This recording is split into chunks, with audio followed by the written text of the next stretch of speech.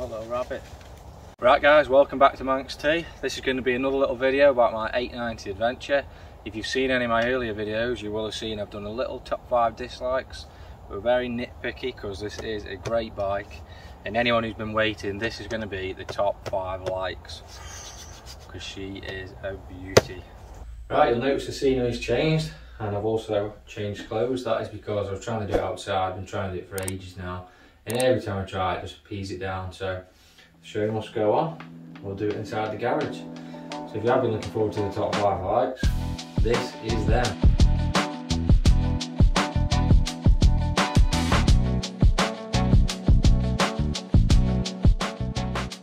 No particular order then. Number 1 is the lighting. Now for the price point of this bike, every single light is LED, which in 2022, to be honest, I think that's how it should be. But some bikes, they make you pay extra for like the LED indicators.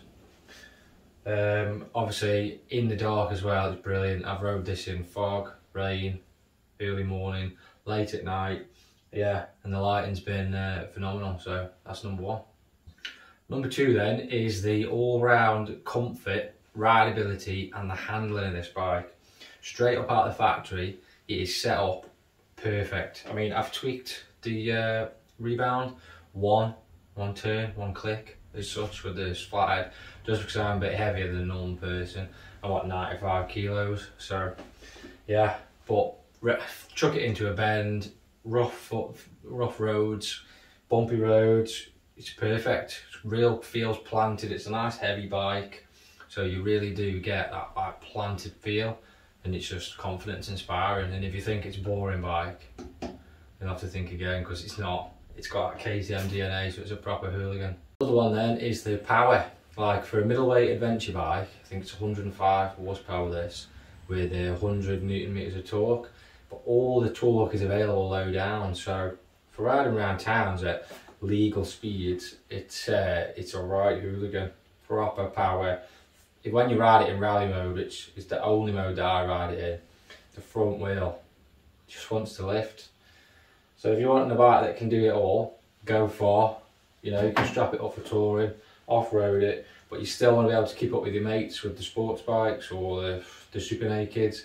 As long as you're capable, then this bike can do more than you can, easy. For then a more serious note, for the people who are looking at this for touring and off-roading, is the weather protection. Now I've had this out in torrential downpours, because the other day when I took it for the service, of course it rained and I had no choice, but in the end I stayed out all day anyway because I was just having that much fun, and I was hardly getting wet. And I think that's primarily down to just the way that you sit in the bike, and also you see these saddle tanks here. When you sit, I'll show you, your leg is right protected there. So my legs were dry, the shield was keeping me dry, back was dry from the case. So if you're looking for something that's, you know, tourer, commute to work, then this will keep you dry, and to be fair, it keeps you quite clean as well. Number 5 then, and lastly, is the customisation of this bike. Now, some bikes you can only customise up to a certain level, but with this one, you are able to have heated grips. I've got a heated seat, you can have a heated pillion seat, the panniers, the exhaust, the carbon heat shield. I've got the top case, the power parts levers, the tech pack, the cruise control.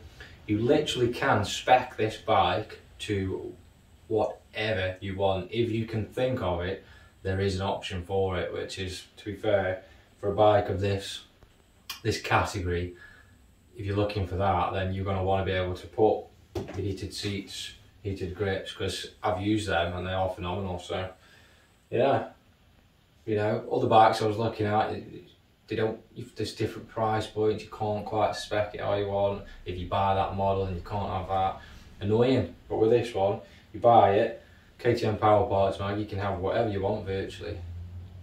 And yeah, I'll show you some videos of them, but if you've seen my accessories video, you will have seen virtually everything about them anyway. If you haven't, go and give it a watch, you might like it. Brings me to the conclusion of this video now. I have just had the first service done, 600 miles, so it has been unlocked past 6.5k.